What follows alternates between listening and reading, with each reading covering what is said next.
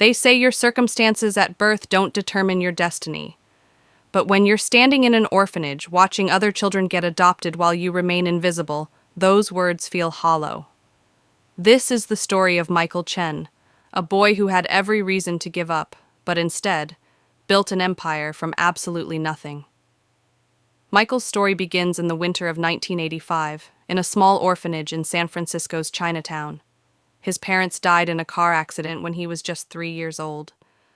No extended family came forward. No relatives claimed him. He became, in the system's cold terminology, a ward of the state. The orphanage was overcrowded and underfunded. 27 children shared 4 bedrooms. Meals were sparse, usually rice, beans, and whatever donated food arrived that week. But the physical poverty wasn't the hardest part. It was the emotional vacuum, the feeling of being unwanted, of being forgotten. Michael watched as younger, cuter children got adopted. He watched as families walked through, their eyes scanning the room like they were shopping for furniture, always passing him by. By age 8, he'd stopped hoping. By age 10, he'd stopped smiling. Everything changed when he was 11. A new volunteer started coming to the orphanage, an elderly man named Mr. Harrison, a retired carpenter who'd lost his own son years earlier. Mr. Harrison didn't come to adopt. He came to teach. Every Saturday, he'd set up a small workshop in the orphanage basement. He taught the kids basic carpentry, plumbing, electrical work, practical skills. Most kids attended once or twice and lost interest. But Michael? He never missed a single session.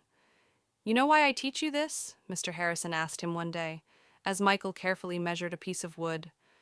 "Because skills are the only thing nobody can take from you, not poverty, not bad luck, not even grief. You learn to build things with your hands, you'll always have a way forward." Those words became Michael's mantra. While other kids played in the courtyard, he practiced. He read every book on construction and building the orphanage library had. He sketched designs in old notebooks. By 13. He could fix almost anything in the building. Leaky faucets, broken chairs, electrical outlets. At 18, Michael aged out of the system. The orphanage gave him $200, a duffel bag of clothes, and an address for a transitional housing program. That was it. No family waiting, no college fund, no safety net. He moved into a tiny room in a shared apartment with 5 other guys. The place was falling apart, cracked walls, broken fixtures, water damage everywhere. The landlord was neglectful, and the rent was still too high. But Michael saw opportunity. He approached his roommates with a proposition. "Give me 1 month's rent, and I'll fix this place properly. When I'm done, we negotiate lower rent with the landlord, and everyone saves money going forward." They agreed. Michael spent every spare moment that month renovating. He patched walls, fixed plumbing, replaced electrical fixtures, even built custom storage solutions to maximize the limited space. He did it all with materials he found at construction sites, bought at discount stores, or salvaged from dumpsters. When he was finished, the apartment was transformed. His roommates were amazed, and when the landlord saw the improvements, he actually did lower their rent and offered Michael a deal to renovate 3 other properties he owned in exchange for free housing. This became Michael's pattern. He worked construction jobs during the day, learning everything he could. At night and on weekends, he took on small renovation projects. He saved every penny, sleeping on couches, eating cheap meals, wearing the same worn-out clothes for years. But Michael wasn't just working hard, he was working smart. He noticed something in the neighborhoods he worked in. There were countless small, neglected properties that landlords had given up on. Properties that were more trouble than they were worth. Properties selling for almost nothing because they needed so much work. At 23, after 5 years of brutal saving, Michael had $12,000. He used it as a down payment on a condemned duplex in a rough neighborhood. The bank almost laughed at his loan application. An orphan with no family, no college degree, wanting to buy a property that needed $40,000 in repairs? But Michael showed them his renovation portfolio, photos of every project he'd completed.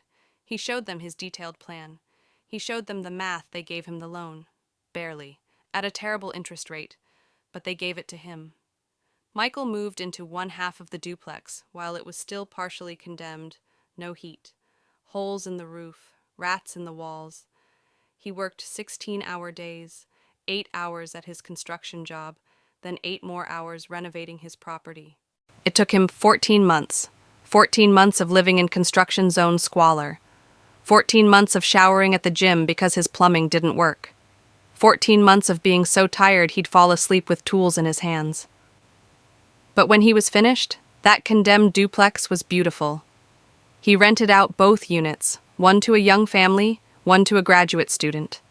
The rental income covered his mortgage and gave him a small profit. Then he did it again.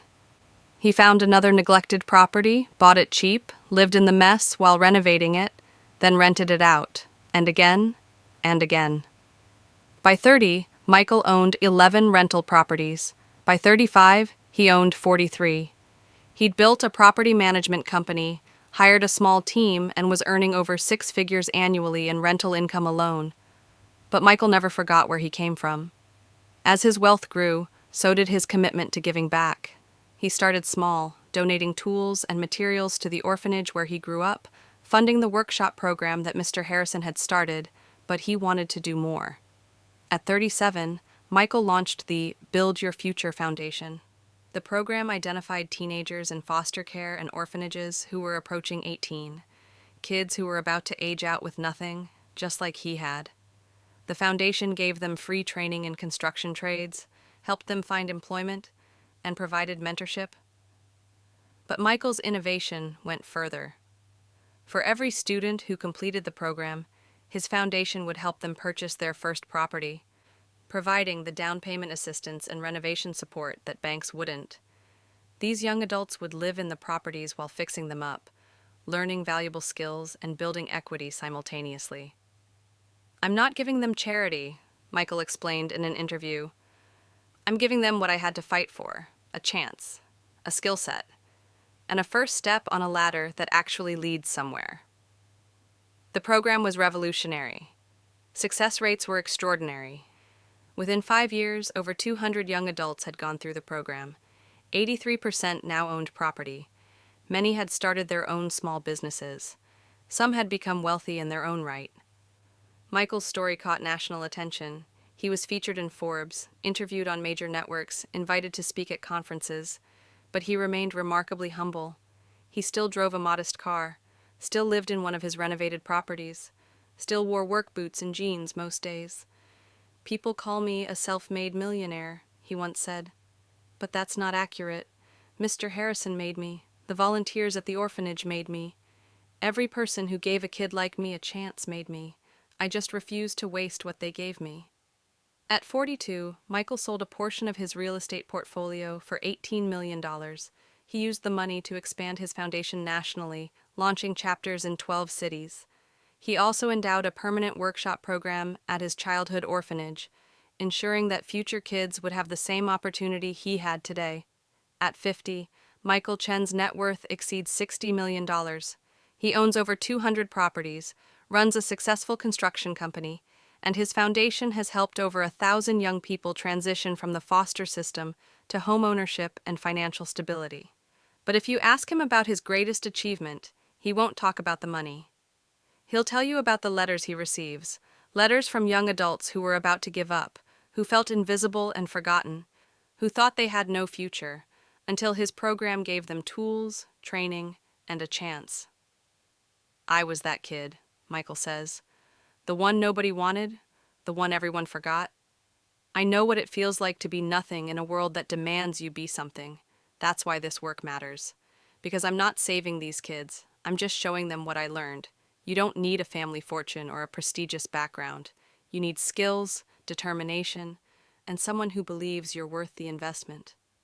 Michael Chen's story isn't just about becoming wealthy, it's about transformation, about refusing to let circumstances define destiny, about building something meaningful from nothing, not just for yourself, but for everyone who comes after you, from an orphan with $200 and a duffel bag to a philanthropist changing thousands of lives.